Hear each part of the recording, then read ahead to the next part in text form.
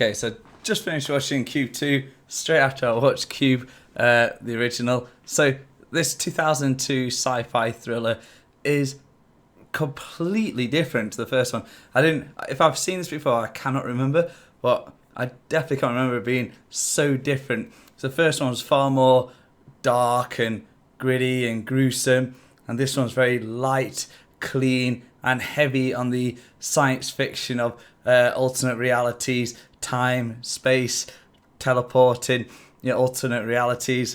Everything's different syncs. It's just like it's a whole different world.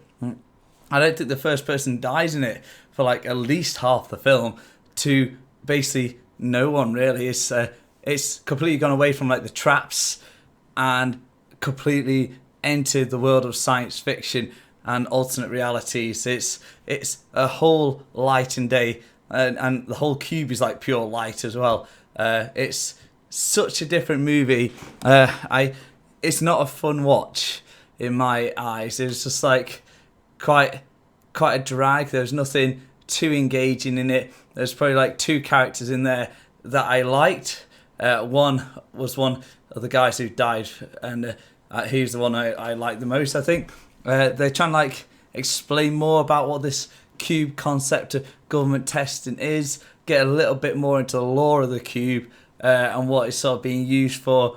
And there's some annoying characters. The woman with dementia, she was a bit irritating. I think trying to copy on the first film where they had the guy with autism who was actually like super helpful and was really good in it. But then this one had the old woman with dementia who could have been potentially helpful but wasn't really, and she wasn't as good or entertaining, and that she's come more off like an annoyance. So all in all, I think this is definitely a step down from the first one. The first one was really cool. You go into this second one thinking, I can't wait to see, this is 5 years later, I can't wait to see how tech's done making these films and seeing what all these mad traps and devices and clever techniques is. But no, there wasn't. I was like, there's nothing really cool going on here. It's just literal, they're teleporting about and the rooms are like wavy and there's like a ghost wall that crushes someone. And you're like, this is actually really, really dumb. Obviously, there's a bit of a twist ending where, you sort of don't expect it. But, you're so uninvested in the film anyway, you don't really care what happened at the end. So it doesn't bring you in like you want it to have that shock ending. And again, after the ending, there's another shock thing that happens. But, again, you're so not that interested.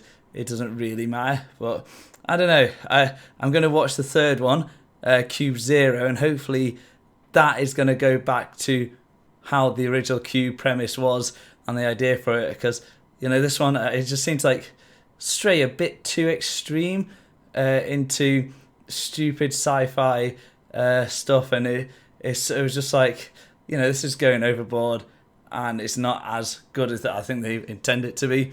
They weren't really working anything out either. That's something, there's no real puzzle or anything to work out.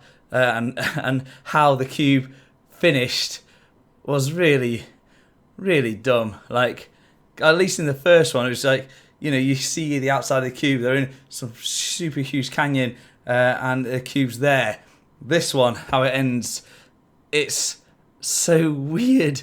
It doesn't make sense. And, everything with this film was just like wild director dreams that I don't think panned out anywhere near as good as you wanted. But yeah, that's my thoughts on it. Like, comment, share, subscribe, and let me know what you think about Cube 2, HyperCube. Definitely nowhere near as good as Cube. Alright, see you later.